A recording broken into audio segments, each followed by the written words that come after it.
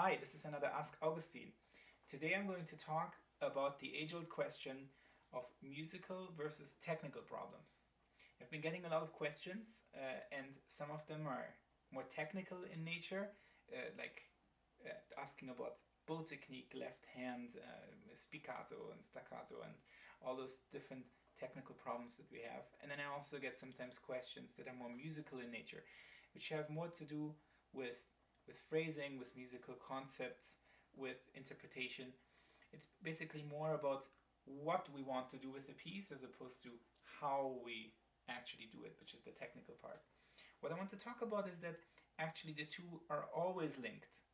There is never a technical problem that exists completely in isolation, because every technique you learn will ultimately have to be used in a musical way. You're learning technique in order then to play music and to use those techniques musically.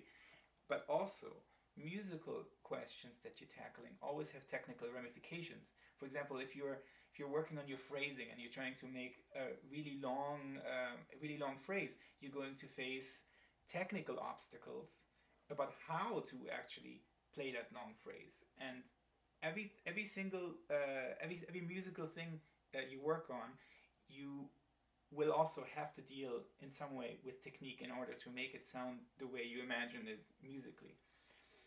Both those elements, becoming a good musician and becoming a good technically a good violinist, both those areas take many years of work, and I think we should never really separate them fully.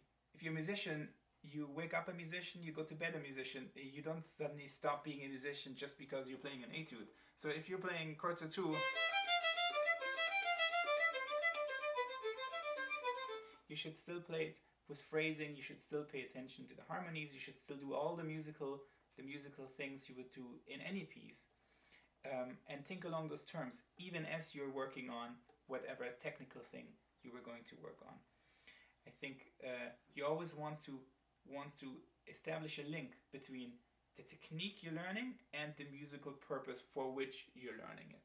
Otherwise, you might get to the point that you've gotten much better technically, and eventually you can do everything you want to do on the violin, but then you have the question, what am I going to do on the what am I going to do musically?